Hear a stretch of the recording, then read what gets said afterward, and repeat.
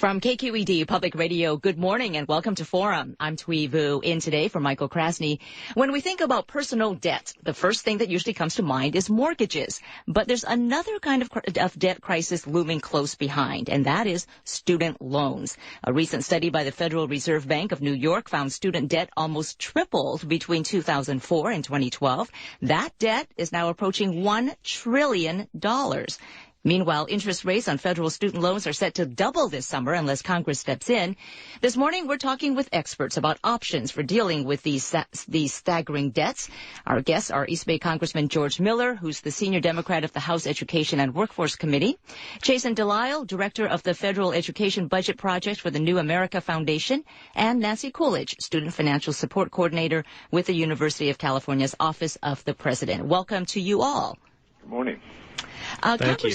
Thank you for joining us. Congressman Miller, can you explain, I'll begin with you, can you explain the legislative deadline that is coming up in July? Why are interest rates on federal subsidized student loans set to jump? Well, they'd be set to jump because we extended this last year. The current 3.4% interest rate would jump to 6.8% interest if the Congress does nothing.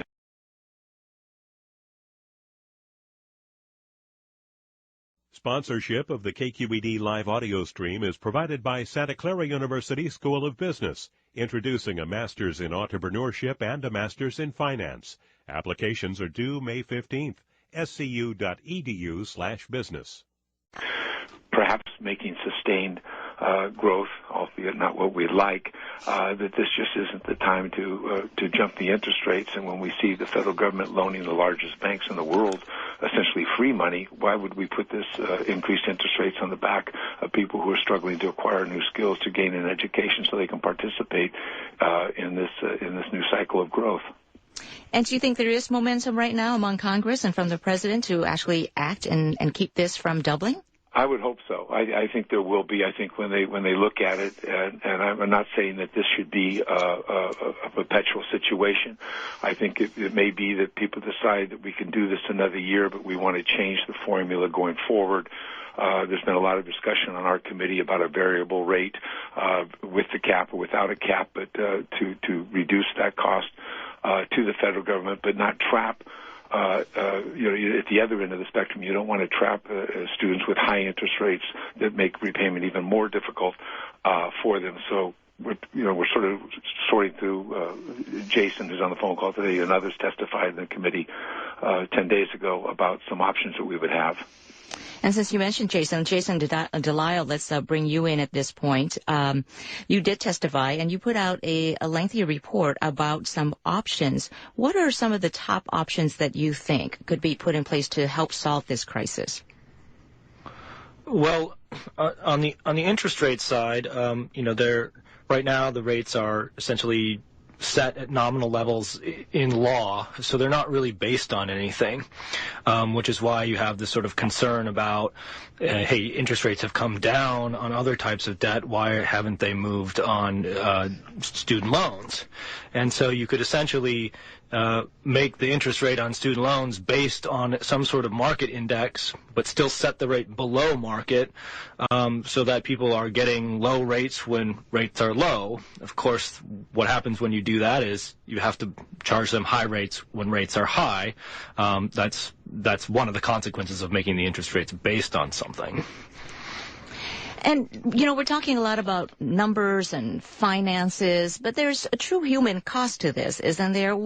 How does this debt crisis, $1 trillion now, affects the economy overall when young people are saddled with huge payments that they can't afford to repay?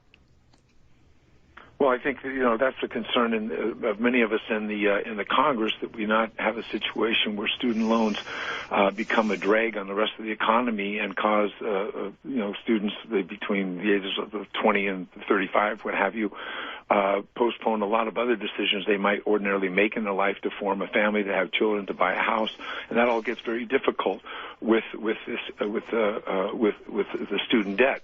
Over over the years we've tried to make that debt more manageable and more affordable. But what we haven't conquered is the driver of that debt, which is the dramatically increasing cost of college, whether they be nonprofits or public institutions, or certainly even the private sector colleges that have driven a huge amount of debt over this last 10 years. That coupled with a recession unlike any of people in our generation have seen, drove millions of people back to college to try to gather those new skills because their job disappeared or their job was going to require additional talents. So 5 million people showed up at community colleges that we hadn't seen before over the last couple of years.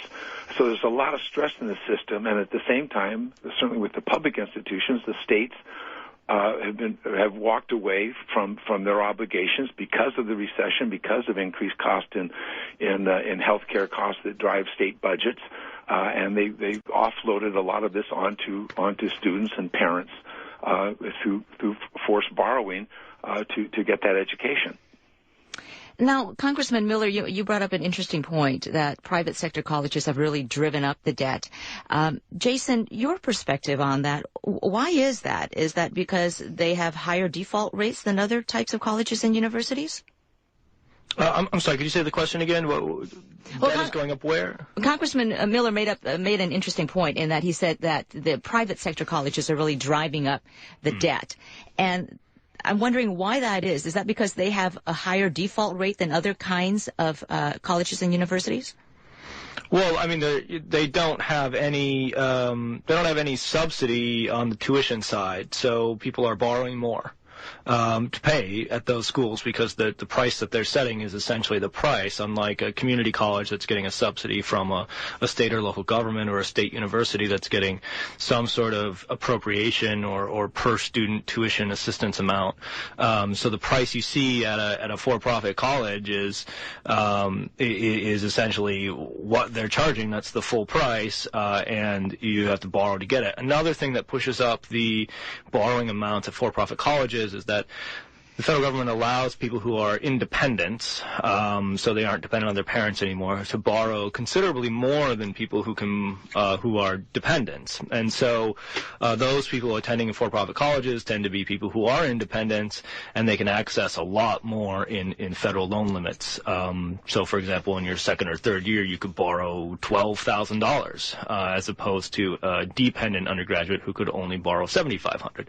So we add those two things together, and it's easy to see how there are much higher debt levels at those types of institutions. Okay. We're discussing student loan debt and how students can either manage it or avoid it entirely. The current student loan debt totals $1 trillion.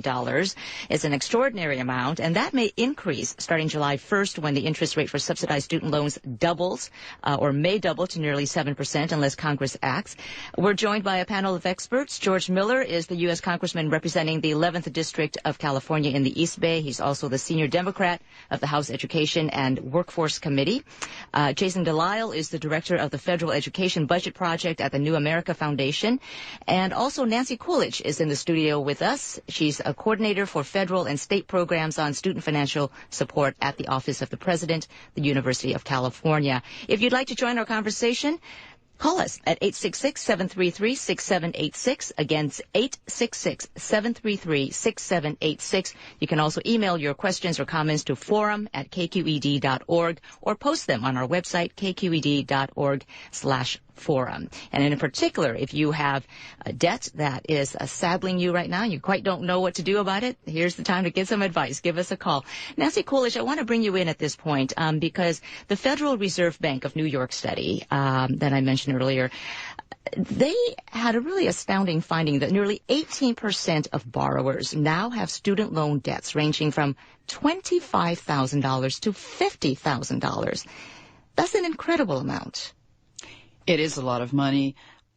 Borrowers in the past typically did not borrow this much, and the amounts that they borrowed didn't result in quite as big debt because the interest that accrued when they were in school and the interest that they were charged during repayment was not as steep as 6.8.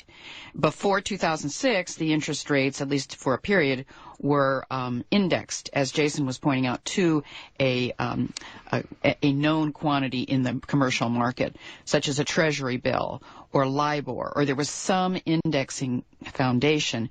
And more recently, it's simply been a statutory straight, a flat 6.8. It's a fixed interest rate, which students in that time wanted.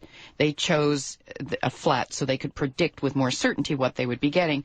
Obviously, they did not anticipate that interest rates would fall so, and that they would then be paying much higher than market rates. 6.8 is an extraordinarily high amount if you consider that this is a government program. So is it a good idea then to tie interest rates to market rates, which is something that Jason Delisle has suggested? Well, all along, at least at our institution and many others like us, we preferred to keep students in variable rates and manage the spikes that Jason was referring to, where it could go up very high, with a cap, so that we would set a cap. 6.8, for example, was proposed as the cap at the time. We would say perhaps the interest rate would be set at 90-day T-bill plus 3, never to exceed 6.8. We thought that was a desirable option, but there was a big desire at the time for a flat rate, a fixed rate, and that was what Congress did do. How about if you flipped the model? What about instead of subsidizing on the front end, you focus on the back end? And that is students who make more after they graduate pay more, and those who can't repay are subsidized. Is that workable? To some extent, that is already beginning to occur, because the repayment models that the federal law includes these days has in it provisions for people who do not earn a great deal. There's two pieces. Well, there was always, not always, but since the early, in the mid-90s, they established one called the Income Contingent Repayment Plan. And since then, they've improved it with the Income-Based Repayment Plan, which went into effect several years ago. And now there's a really new one called the Pay As You Earn, which is a much more attractive version of IBR, which is Income-Based Repayment.